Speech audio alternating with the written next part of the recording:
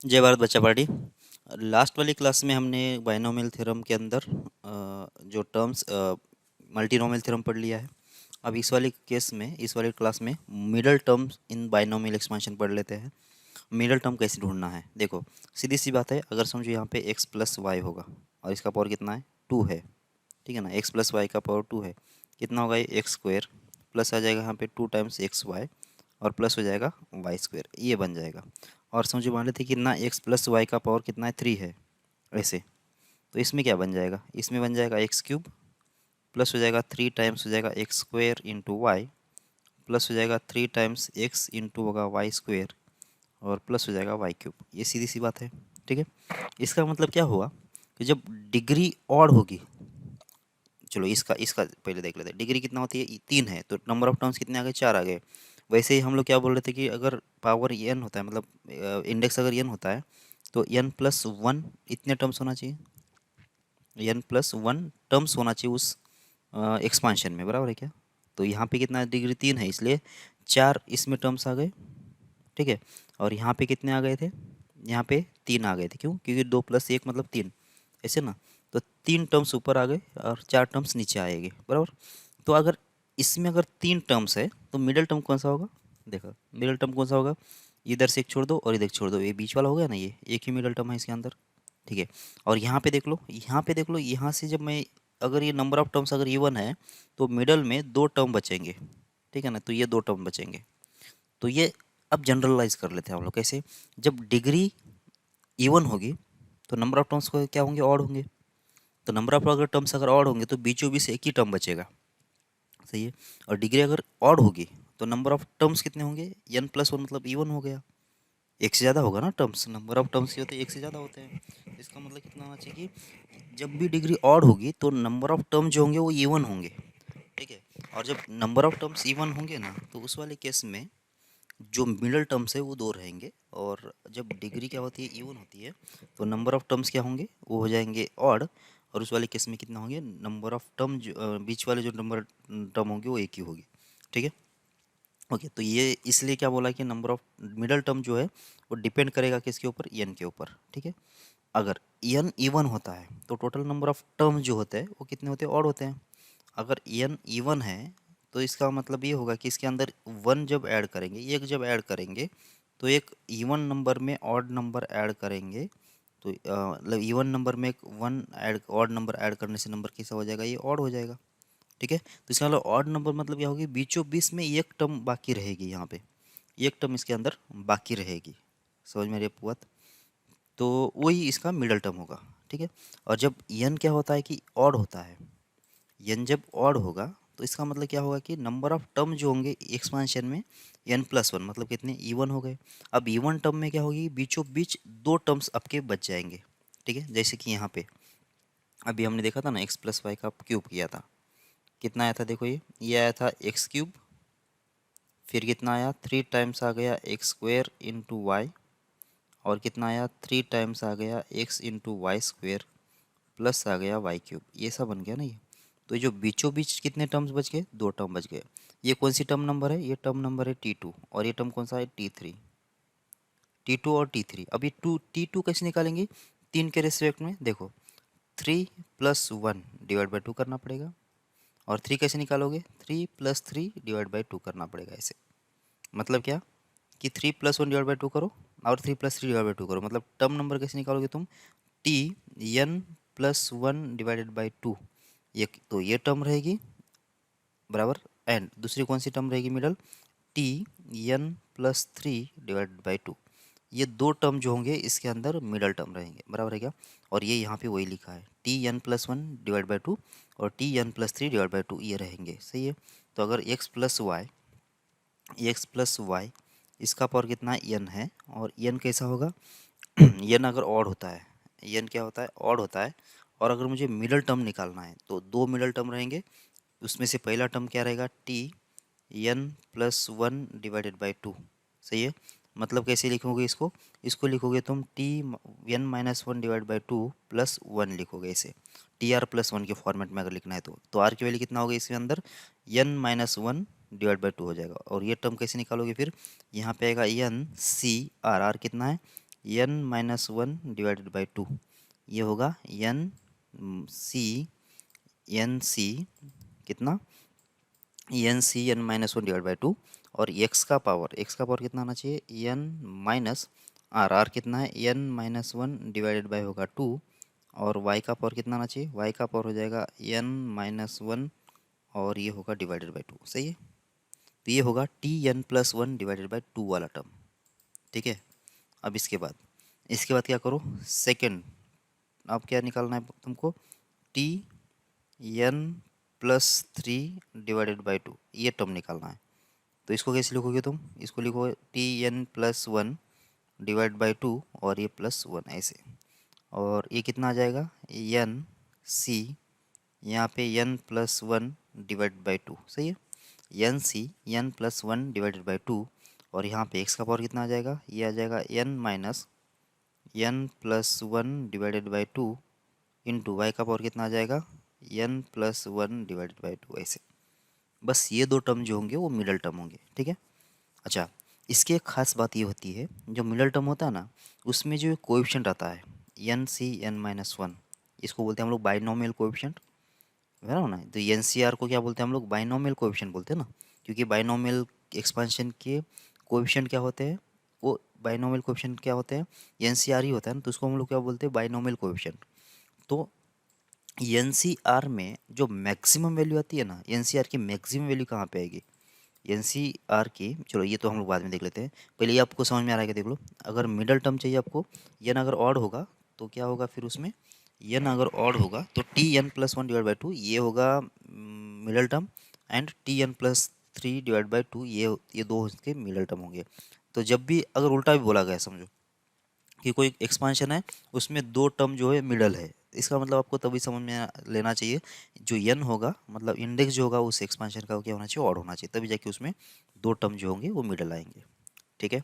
इसके बाद ये जो हमने पहला लिखा था अभी, एन अगर इवन होगा तो उस वाले केस में क्या होगा फिर, मिडल टर्म कौन सा होने वाला है, मिडल टर्म एक ही रहेगा, एन प्लस वन टर्म रहेगी, क्योंकि मिडल टर्म एक ही रहने वाला है। तो इसमें कैसा आएगा फिर देखो, ये यही देखा था ना हमने, X square plus two X Y plus Y square, तो ये कौन सा टर्म है, ये है टी टू, ये टी टू जो टर्म है वो मिडल टर्म है।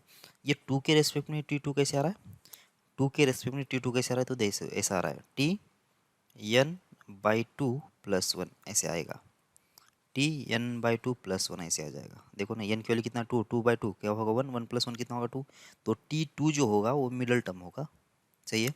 तो ये वही लिखा है यहाँ पे, T N plus one by two, ये होगा कितना, मिडल टर्म। एन जब वन होगा तो ये N by two plus one करो, तो N by two plus one, ये जो टर्म होगा वही हमारा क्या होना चाहिए, मिडल टर्म होना चाहिए, ठीक है। ओके, तो अगर समझो ऐसा एक्सपांशन लिखा हुआ है, एक्स प्लस वाई का power N, X plus Y इसका पावर अगर एन लिखा जाता है, ठीक है। तो इसके अंदर अगर मुझे बोला कि मिडल टर्म क्या आएगा निकालो, तो मिडल टर्म क्या आना चाहिए, T N by two plus होगा वन, ये हो जाएगा इसका मिडल टर्म। और वो कैसे आएगा, वो कैसे निकालेंगे, तो ये आर प्लस वन लिखा हुआ है, आर के लिए कितना, एन बाई टू है, तो यहाँ पे लिखेंगे एन सी, और यहाँ पे आएगा एन बाई टू, और एक्स का पावर कितना आना चाहिए, एन माइनस होगा एन बाई टू, और वाई का पावर कितना आना चाहिए, ये आ जाएगा एन बाई टू ऐसे। तो ये हो जाएगा इसका मिडल टर्म, ठीक है। ओके, मिडल टर्म का जो कोएफिशिएंट है, बाइनोमियल कोएफिशिएंट कितना होगा, N C N by two ये होगा, ठीक है। मिडल टर्म का जो बाइनोमियल कोएफिशिएंट है क्या होगा, N C N by two, ठीक है, N C N by two, okay. और अगर ऑड होता है तो उसमें बाइनोमियल कोएफिशिएंट क्या बन रहा था, ये N C N by two, N minus one by two, N C N minus one by two, या फिर N C N plus one by two. ये याद रखने में बहुत आसान है वैसे, कैसे, अगर ऑड है तो एन बाई टू तो कोई इंटीजर तो बनेगा नहीं, तो इसलिए क्या करो कि एन में से एक माइनस करो, डिवाइड बाई टू करो, या फिर एन में एक ऐड करो, डिवाइड बाई टू करो, मतलब एक माइनस करो एक प्लस कर दो। ये दो जो टर्म्स होंगे, मतलब N C N minus one divide by two, N C N plus one divide by two, ये जो होंगे वो क्या होंगे, मिडिल टर्म के वो बाइनोमियल कोएफिशिएंट्स होंगे। और टर्म नंबर क्या होगा, N minus one C, N minus one by two plus one करो, N plus one by two plus one कर दो ऐसा, ठीक है ना। ये तो मतलब इसमें N plus one divide by two में प्लस वन कर दो, N minus one divide by two में प्लस वन कर दो, तो बस ये दो टर्म्स होंगे इसमें मिडल टर्म्स, ठीक है। अब इस मिडल टर्म का क्या फ़ायदा है वो देख लेते हैं, ठीक है ना। देखो, middle term always carries the greatest binomial coefficient, समझ में आ रही है आपको बात। मिडल टर्म में जो होता है ना, सबसे ज़्यादा जो है ना बाइनोमियल कोएफिशिएंट का जो आंसर सबसे ज़्यादा कहाँ पे आएगा, देखो यहाँ पे देखो, एन सी जीरो है, एन सी जीरो नहीं, मैं कुछ पर्टिकुलर लेता हूँ, 4C0 से लेते हैं, फिर 4C0 है, फिर 4C1 है, फिर 4C2 है, 4C3 है, 4C4 है। देखो ये इसकी वैल्यू कितना है, तो 1 है, इसकी वैल्यू कितना आ गई, 4 आ गई, इसकी वैल्यू कितना आ गई, 6 आ गई, इसकी वैल्यू कितना आ गई, 4 आ गई, इसकी वैल्यू कितना आ गई, 1 आ गई। तो देख लो ये जो मैक्सिमम जो एन सी आर आ रहा है वो कहाँ पे आ रहा है, यहाँ पे आ रहा है ना, 6 आ रहा है ना, ये बीच में आ रहा है ना। मतलब क्या है कि सीरीज जो होगी ना, एनसीआर की जो सीरीज होती है इधर से भी इंक्रीज करते जाएगी मिडल टर्म तक, फिर बाद में क्या करेगी कि डिक्रीज करते जाएगी, मतलब इधर भी इंक्रीज करना चाहिए मिडल टर्म तक और इधर से भी डिक्रीज इंक्रीज करना चाहिए मिडल टर्म तक। मतलब सबसे ज़्यादा जो बाइनोमियल कोएफिशिएंट का जो आंसर आ जाता है वो कितना आ जाएगा, वो कहाँ पे आएगा, वो आ जाएगा मिडल टर्म पे। अगर एन अगर इवन होता है तो एक ही रहेगा, एन अगर इवन होगा तो एक ही होगा। अगर एन अगर ऑड हो जाता है, समझो एन अगर ऑड होगा तो क्या होगा, मान लेते हैं 5, मान लेते हैं 5C0, ये होगा पहला, 5C1, फिर 5C2, फिर 5C3, फिर 5C4, फिर इतना आएगा 5C5। ठीक है, अब इसकी वैल्यू निकाल दो कितना आ रहा है, ये तो हो जाएगा 1। ठीक है, ये कितना हो जाएगा, ये हो जाएगा 5, 5C2 कितना होगा, शायद वो 10 होगा। ठीक है, 5C3 कितना होगा, तो निकाल दो, 5 इंटू कितना आएगा, 4 इंटू होगा 3 डिवाइड बाई 5C3, तो कितना आएगा ये, इंटू होगा 2 फैक्टोरियल, यहाँ पे 3 फैक्टोरियल होगा और 2 फैक्टोरियल होगा, तो ये कैंसिल होगा, ये कैंसिल होगा, 3 और ये कितना आ जाएगा 2, 10 ही आएगा वैसे। तो ये 10 हो गया, ये 5 हो गया और ये 1 हो गया। ठीक है ना, तो देख लो यहाँ पे जो मैक्सिमम बाइनोमियल कोएफिशिएंट का आंसर कितना है, वो है ये वाला 10 और 10। ठीक है, तो ये कौन सा है, 10 और 10 है। मैक्सिमम बाइनोमियल कोएफिशिएंट कौन सा है, 10 और 10, सही है, 10 और 10 है। मतलब मिडल में क्या आ रहा है, मैक्सिमम आ रहा है और दो टर्म्स है। जब एन की वैल्यू ऑड होगी ना तब जाके क्या होगा कि सबसे मिडल वाले टर्म्स में सबसे ज़्यादा वैल्यू रहेगी उस बाइनोमियल कोएफिशिएंट्स की। ठीक है, तो इसलिए हमने क्या लिखा कि middle term always carry the greatest binomial coefficient, सही है, एज एन इवन। अगर एन इवन होता है तो वो टर्म कौन सा होगा, मतलब मैक्सिमम क्या होगा वैल्यू, NC n/2, बस यही मैक्सिमम बाइनोमियल कोएफिशिएंट होगा उसके अंदर। ठीक है, जब एन इवन होगा तो याद रखने का भी बहुत आसान तरीका है, क्योंकि अगर एन इवन होगा तभी तो ये डिविजिबल होगा ना, n/2 होगा, बराबर क्या, और n/2 होगा तो वैसा एक ही टर्म रहेगा, n/2 तो एक ही होगा। ठीक है ना, मतलब ये बीचों बीच में यही आएगा ना, तो एन जब इवन होगा तो NC n/2 ये सबसे मैक्सिमम उसमें बाइनोमियल कोएफिशिएंट रहेगा। ठीक है, ओके, जब एन ऑड होगा तो टर्म नंबर कौन सा, Tn+1/2+1 ये टर्म नंबर, और Tn+3/2 ये जो होगा टर्म नंबर जो होता है वो कैसे होंगे, वो दोनों कैसे होंगे, मैक्सिमम बाइनोमियल कोएफिशिएंट कैरी करते हैं। और वो कौन सा होगा बाइनोमियल कोएफिशिएंट फिर, n-1/2 और यहाँ पे c और ये NC n-1/2 या फिर NC n+1/2। मतलब क्या है कि n के अर्ध गिर्द जाना पड़ेगा, आजू बाजू में, n-1/2 करो, n+1/2 करो, दोनों का मतलब क्या होगा कि सेम ही होगा, दोनों का जो वैल्यू आएगा सेम आएगा, और वही क्या होगा, ये ग्रेटेस्ट बाइनोमियल कोएफिशिएंट होगा। सही है, ओके, तो क्या समरी है फिर इसकी, तो फटाफट कर लेते हैं यहाँ पे। अगर x+y है और इसका पावर अगर n है, और मुझे क्या करना है कि मिडल टर्म ढूंढना है। ठीक है, तो मिडल टर्म ढूंढना है तो क्या होगा कि वो तो डिपेंड करेगा n कितना है। ठीक है, अगर n होता है ऑड, n होता है ऑड और n होता है इवन, n होता है ऑड और n होता है इवन, जब n ऑड होगा ना तो उस वाले केस में नंबर ऑफ टर्म्स, जब नंबर ऑफ टर्म्स होंगे, n अगर ऑड होगा तो नंबर ऑफ टर्म्स क्या होंगे, वो तो हो जाएंगे इवन, वो तो क्या हो जाएंगे, वो तो हो जाएंगे इवन, बराबर। और जब n इवन होगा तो नंबर ऑफ टर्म्स क्या होना चाहिए, नंबर ऑफ टर्म्स क्या हो जाएंगे, वो तो हो जाएंगे ऑड, बराबर। अब इसका मतलब ये हुआ, अगर नंबर ऑफ टर्म्स अगर इवन है, नंबर ऑफ टर्म्स अगर इवन है तो बीचों बीच तो, बीचों बीच में कितने आ जाएंगे, दो आ जाएंगे, क्योंकि मुझे इधर से इक्वल छोड़ना पड़ेगा, इधर से इक्वल छोड़ना पड़ेगा, मतलब बीच में मिडल टर्म्स कितने रहेंगे इसमें, मिडल टर्म्स जो रहेंगे वो रहेंगे दो, इसमें मिडल टर्म्स कितने रहने वाले, 2 रहने वाले। मतलब n अगर ऑड होता है तो मिडल टर्म 2 रहने वाले, और n जब इवन होगा तो नंबर ऑफ टर्म्स कितने हो गए, ऑड हो गए। तो इसका मतलब मिडल टर्म इसमें अंदर कितना रहेगा, ये 2, मतलब 2 टर्म्स है, 2 नहीं है, 2 नहीं है। मिडल टर्म्स इसमें कितने रहेंगे, वो एक ही रहेगा, बराबर ना, 1 ही रहेगा। ठीक है। अब वो मिडल टर्म कौन सी होगी, तो यहाँ पे वो जो मिडल टर्म का जो नंबर होगा वो होगा n+1 डिवाइडेड बाई 2, एंड दूसरा कौन सा होगा, n+3 डिवाइड बाई 2। ये 2 मिडल टर्म्स रहेंगे। सही है। और यहाँ आप इसकी बात करते हैं तो इस साइड से, इसकी बात करते हैं इस साइड से, तो इसमें मिडल टर्म कौन सा रहने वाला है, n/2 + 1, ऐसे ये वाला टर्म रहेगा मिडल टर्म। ठीक है। अगर आपको इसको लिखना चाहते हो तो कैसे लिखोगे, n-1 डिवाइड बाई 2 + 1, ऐसा लिखो। एंड दूसरा कैसे लिखो, n+1 डिवाइड बाई 2 + 1, ऐसा लिख दो। और इसको तो ऐसा लिख ही दिया हमने, n/2 + 1, ऐसा ये टर्म नंबर होगा। ठीक है।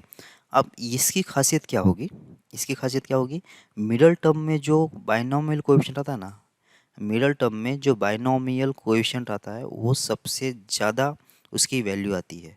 मतलब कैसे, मतलब कैसे, ये वाला देखो ना, कौन सा, n+1/2, ये वाला।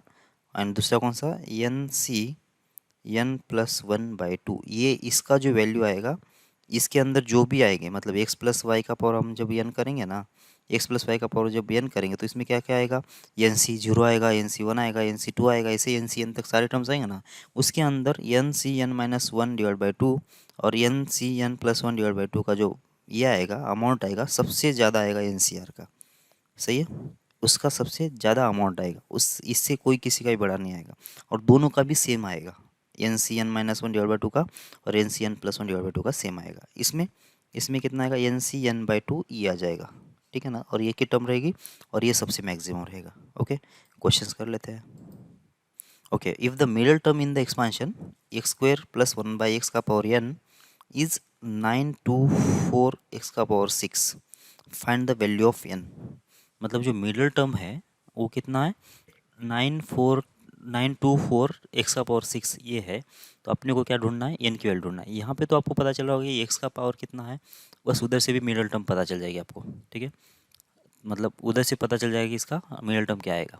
ओके, तो इसका पहले तो एक्सपांशन लगा दो, कितना आ जाएगा, NCR बराबर इनटू x², इसका पावर कितना आना चाहिए, n माइनस हो जाएगा r बराबर, और इनटू कितना आ जाएगा, 1/x का पावर कितना आ जाएगा, ये आ जाएगा r। सही है। अच्छा, एक और चीज़ नोटिस कर रहे हो क्या, इसने middle term in the expansion कितना बोला, 924 इंटू एक्स का पावर कितना बोला, 6। इसका मतलब ये हुआ n जो होना चाहिए, वो होना चाहिए E1। समझ में आ रही है आपको बात, क्यों E1 होना चाहिए, अगर n E1 होगा तभी तो जाके इसके नंबर ऑफ टर्म्स ऑड बनेंगे। और उसी केस में क्या होगा कि एक की जो होगा वो मिडल टर्म होगा। अगर n ऑड होता तो नंबर ऑफ टर्म्स E1 हो जाते, और उस वाले केस में दो दो जो है मिडल टर्म्स हो जाते हैं। ठीक है। तो यहाँ पे एक ही मिडल टर्म दे दिया है, इसका मतलब n जो होना चाहिए क्या होना चाहिए, वो E1 होना चाहिए। बराबर है क्या। तो जब अगर यहाँ पे दो वैल्यू अगर आ जाती है n की, तो हम लोग उसमें से E1 वैल्यू को चूज़ करेंगे, ऑड को हटा देंगे। ठीक है। मतलब ज़रूरत पड़ती है तो। ओके, ये लेकिन ध्यान रखो, अगर एक ही टर्म दे दिया तो क्या होना चाहिए, E1, n जो होगा E1 होगा। दो टर्म्स अगर मिडल टर्म बोलता तो n जो होता वो ऑड होता था। ठीक है। ओके, अब ये जो वैल्यू है कितना है, 924 का एक्स का पावर 6 है। तो तुम क्या करो, अभी NCR तो हो गया, एक्स का पावर कितना है, ये है 2n, माइनस कितना आ जाएगा 2r बराबर, और एक्स का पावर कितना हो जाएगा, ये -r होगा। सही है क्या।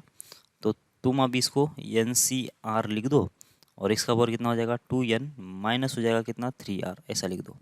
अब ये जो टर्म है, ये जो 2n - 3r, वो कितना होना चाहिए, 6 होना चाहिए। सीधी सी बात है, 2n माइनस कितना हो जाएगा 3r, ये कितना होना चाहिए, वो हो जाना चाहिए 6। सही है। समझ में आ रहा है। तो 2n की वैल्यू कितना आ जाएगी फिर, ये 6 प्लस हो जाएगा 3r। सही है। एक तो ये कंडीशन मिल गई। ठीक।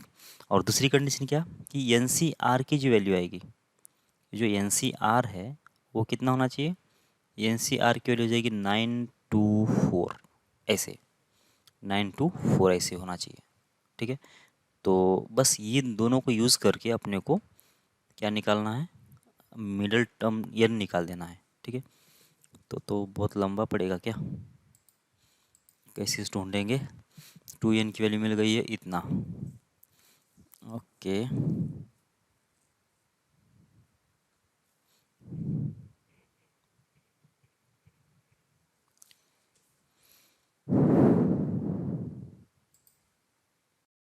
ओके, तो एक और कंडीशन अगर मिल जाती ना तो इजी पड़ जाता। तो सोचो एक और कंडीशन के लिए।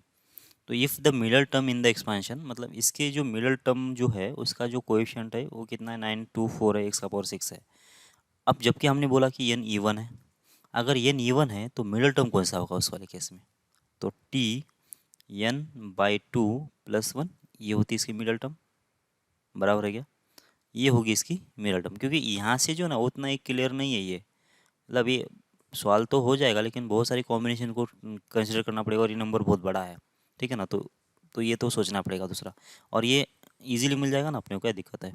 ये जो अगर एन इवन होता है तो मिडल टर्म तो आपको सीधा सीधा मालूम है कितना, N by two plus one, ठीक है। तो इसका मतलब ये हुआ कि सीधा सीधा आपको अभी क्या मिल गया, मिडल टर्म ही मिल जाएगा। कैसे, एन सी यहाँ पे आएगा एन बाई टू, यहाँ पे कितना था, एक्स का पावर कितना होना चाहिए था, एन, एक्स का पावर नहीं, एक्स स्क्वेयर का पावर, ठीक है।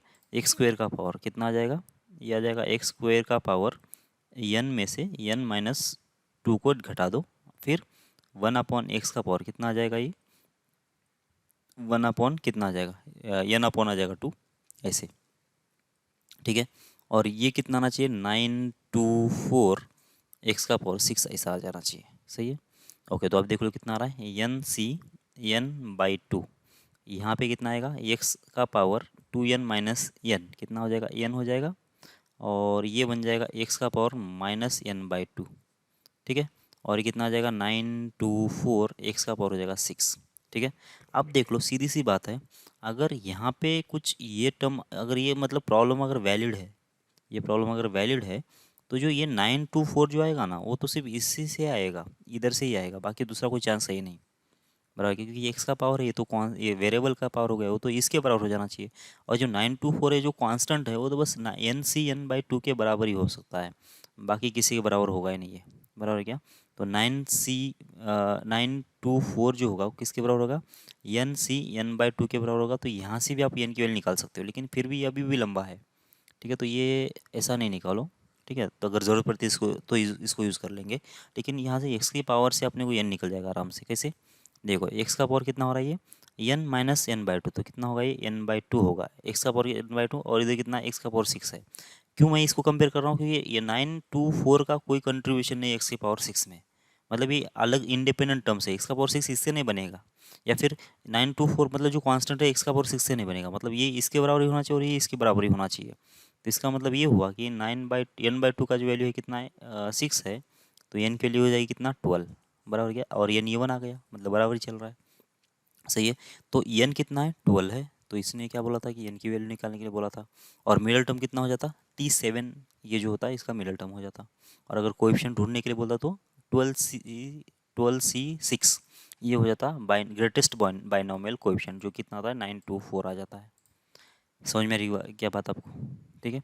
तो मतलब करना क्या था कि डायरेक्ट ये क्या है कि एन जो है इवन होना चाहिए, मिडल टर्म अगर एक ही बोला गया है तो इसका मतलब, और वो मिडल टर्म क्या होगी, N by two, N C मतलब T N by two plus one, ये होगी मिडल टर्म, लेकिन इसका बाइनोमियल कोएफिशिएंट कितना होगा, N C N by two ये होगा, ठीक है ना। तो इस मिडल टर्म के हिसाब से इसका एक्सप्रेशन बना लिया और इसको कंपेयर कर लिया 924 एक्स का पावर 6 से। अभी 924 जो होगा वो तो कांस्टेंट है, वो तो बस इसके बराबर ही हो सकता है, क्योंकि इस एक्स स्क्वेयर से या एक्स के पावर से ये कांस्टेंट तो बनेगा नहीं, इसलिए ये इसके बराबर होगा, ये इसके बराबर होगा। बाकी इसको कैलकुलेट करके देख लो, यहाँ पे 12 रखो, यहाँ पे 6 रखो, वो 924 ही आएगा, ठीक है। आगे बढ़ते हैं। Okay, if the coefficient of middle term in the expansion 1 plus x 2n plus one, मतलब यहाँ पे जो पावर में लिखा है ना, कितना लिखा है, 1 प्लस एक्स, इसका पावर कितना है, 2n प्लस टू लिखा है, पावर तो इवन है, मतलब मिडल टर्म एक ही आएगा, सीधी सी बात है। और वो मिडल टर्म क्या होगा, T 2n plus two divided by two plus one, ये मिडल टर्म होगा। और ये किसके बराबर है, ये तो है अल्फा के बराबर, ठीक है। तो मतलब कौन सा टर्म हो गया, ये होगा, देखो n प्लस टू, क्या n प्लस टू ये हो गया, ये हो गया कौन सा, n प्लस टू लिखो, या फिर टी ऐसा लिख दो ना इसको सीधा सीधा, कैसे लिखोगे, टी ये n+1 और ये +1 लिख दो ऐसे। ये किसके बराबर है? अल्फ़ा के बराबर है। ओके, बस ये क्या होगा वो भी लिख लेते हैं फिर। तो Tn+1 कैसा होगा? यहाँ पे लिख दो 2n+2 c हो जाएगा n+1, और ये क्या है? Coefficient of the middle term in the expansion is alpha, मतलब कोएफिशिएंट ही देखना है अपने को। और ये मिडल टर्म का कोएफिशिएंट बस यही होगा, क्योंकि यहाँ पे 1+x है, तो दूसरा कोई कांस्टेंट तो है नहीं, तो 1+x इसका जो कोएफिशिएंट बनेगा बस यही बनेगा 2n+2 c n+1। सही है, तो ये बन जाएगा इसका कोएफिशिएंट। ठीक है, okay. Middle term in the expansion 1+x का पावर 2n+, अच्छा दूसरा, अब 1+x का पावर 2n+1 का जो मिडल टर्म है ना, वो बीटा और गामा है। तो इसका मतलब ये हुआ कि इसका जो पावर होना चाहिए वो होना चाहिए ऑड, और यहाँ पे दिख रहा है कि 2n+1 जो है वो ऑड नंबर ही है। ये नंबर कैसा है? ऑड ही है। इसका मतलब इसमें दो टर्म जो होंगे वो मिडल होंगे। पहला टर्म कौन सा होगा? n+1 डिवाइडेड बाई 2, ये होगा एक, और दूसरा क्या होगा? Tn+3 डिवाइड बाई 2, ऐसा। मतलब इसको हम लोग अगर लिखेंगे तो कैसे लिखेंगे? Tn-1 डिवाइड बाई 2 प्लस हो जाएगा 1, और इसमें लिखेंगे Tn+1 डिवाइड बाई 2 प्लस हो जाएगा 1, ऐसे ये दो टर्म्स हो जाएंगे। ठीक है ना? तो बस ये क्या होगा? ये होगा बीटा के बराबर, ये होगा किसके बराबर? ये होगा गामा के बराबर। सही है, तो निकाल दो फिर इसको। कैसे निकालोगे? तो इसका जो कोएफिशिएंट है बस वही निकालना है मुझे। तो कैसे निकलेगा? यहाँ पे आएगा 2n+1 c, यहाँ पे कितना आना चाहिए? n-1 डिवाइड बाई 2, ये होगा बीटा के बराबर। और ये कितना होगा? 2n+1 c, और यहाँ पे कितना आना चाहिए? n+1 डिवाइड बाई 2, ये होगा किसके बराबर? गामा के बराबर। सही है, ओके, ऐसा होगा ना। 2n+1 c n-1 divide by 2, और ये 2n+1 c n+1 divide by 2, ऐसा होगा। अब आप क्या करोगे? अब देख लो ये दो नंबर्स कैसे हैं। अगर ये दो नंबर जो है ना 2n+1 c n 2n+1 c n+1 और 2n+1 c n-1 divide by 2। ठीक है, अब इन तीनों के बीच में तुमको रिलेशन बनाना है। ये तीनों के बीच में रिलेशन बताना है कि कितना आएगा। तो 2n+2 है, c n+1 है यहाँ पे, और यहाँ पे कितना है? 2n+1 c, यहाँ पे n-1 डिवाइड बाई 2 आया। n माइनस नहीं, यहाँ पे गड़बड़ हो गया, यहाँ पे गड़बड़ हो गया, क्योंकि यहाँ पे n नहीं है, ये तो कुछ बहुत ही गड़बड़ हो गया। चलो, ये तो बहुत ही गड़बड़ हो गया। ठीक है ना? मतलब कितना आएगा? मतलब वो तो n के टर्म में था, वो अगर n अगर होता ना तो उसके रेस्पेक्ट में क्या होता है कि Tn+1 डिवाइड बाई 2 ये, एंड Tn+3 डिवाइड बाई 2 ये मिडल, ये क्या होती है? इसके मिडल टर्म होती है। किसके रेस्पेक्ट में? n के रेस्पेक्ट में। लेकिन यहाँ पे n नहीं है, 2n+1 है, तो इसके रेस्पेक्ट में क्या होगा फिर?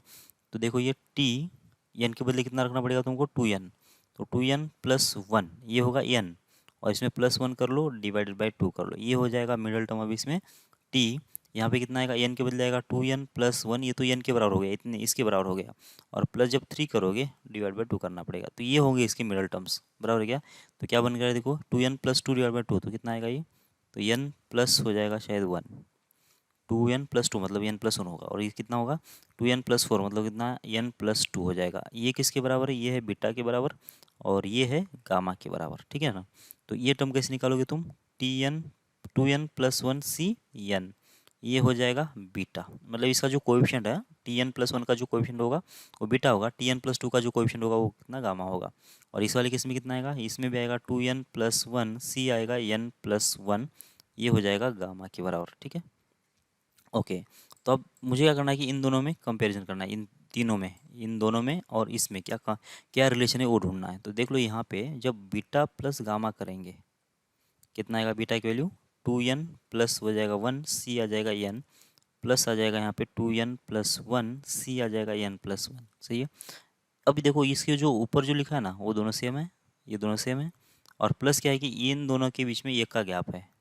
मतलब ये दो लगातार बाइनोमियल कोएफिशिएंट्स हो गए ना, दो लगातार कंसेक्यूटिव बाइनोमियल कोएफिशिएंट्स हो गए। तो इसमें क्या होता है कि ऊपर में एक ऐड करना होता है 2n+2, सही है, और नीचे में जो बड़ा है वो लेना होता है n+1। मतलब कैसा कौन सा रूल? NCR plus NCR-1। तो कैसे करेंगे? ऊपर में एक ऐड कर दो n+1 c, नीचे में कौन सा जो बड़ा है वो लेना पड़ेगा, ऐसा ना। तो ये रूल यूज़ कर रहे हैं हम लोग यहाँ पे। ठीक है, तो कितना? 2n+2 c n+2, और ये वही लिखा है यहाँ पे। मतलब ये किसके बराबर होना चाहिए? ये तो अल्फा के बराबर होना चाहिए। इसका मतलब कितना हो गया कंडीशन? बीटा प्लस गामा जो होगा वो होगा अल्फा के बराबर। सही है, ओके। आगे बढ़ते हैं। मिडल टर्म जो है इसके एक्सपांशन में x square plus one upon x square plus to ढूंढना है, मिडल टर्म ढूंढना है, तो ढूंढ लो कितना आएगा। देखो ये कैसा है, वैसे x square one upon x square plus to लिखा हुआ है, तो ये लिखेंगे x plus one upon x, इसका पावर कितना आ जाएगा, ये आ जाएगा टू एन। ठीक है, X plus one upon X का पावर कितना आ जाएगा, टू एन आ जाएगा। सही है। अब इसके अंदर मिडल टर्म कैसे आएगा, एन कैसा है, पावर कैसा है इसका, पावर कैसा है, इवन है, तो नंबर ऑफ टर्म्स कैसे रहेंगे, ऑड रहेंगे। नंबर ऑफ टर्म्स ऑड रहेंगे, अगर नंबर ऑफ टर्म्स अगर ऑड है तो इसका मतलब क्या होगा, इसका मतलब ये होगा, देखो इसका मतलब एक ही टर्म इसमें मिडल में रहेगी, इसमें एक ही टर्म मिडल में रहेगी, तो वो टर्म क्या होगी, ये होगा टी एन, मतलब two N divide by two plus one, ये टर्म इसका मिडल टर्म होना चाहिए ना। कैसे निकालोगे, ये हो जाएगा टू एन सी, यहाँ पे कितना टू एन बाई टू, और कितना आ जाएगा एक्स का पावर कितना आ जाएगा, यह आ जाएगा two N minus two N divide by two करना पड़ेगा, और वन अपॉन एक्स का पावर कितना आ जाएगा, टू एन, सिर्फ N by two N divide by two हो जाएगा। क्या क्या कर रहा हूँ मैं, देखो चलो ये तो समझ लो, क्योंकि ये बहुत सारा लिखने की ज़रूरत नहीं है, वैसे आपको बस इतना ही कर लेते हैं। टू एन टर्म्स है इसके अंदर, तो मिडल टर्म कैसे होगा, ये टर्म होगा मिडल, कितना two N divide by two plus one, ये टर्म होगा मिडल। मतलब कौन सा टर्म है वैसे, ये टी एन प्लस वन है, तो यहाँ से थोड़ा इजी पड़ेगा, ठीक है ना। तो टी एन प्लस वन कैसे निकालोगे तुम, ये टू एन पावर है, और यहाँ पे एन लिखोगे, और एक्स का पावर कितना आना चाहिए, टू एन माइनस एन, और इन टू कितना वन अपॉन एक्स का पावर कितना हो जाएगा, एन हो जाएगा। और जबकि ये दोनों आपस में कैंसिल हो जाएंगे, तो आएगा कितना टू एन सी एन, बस ये होगा इसका मिडल टर्म। सही है।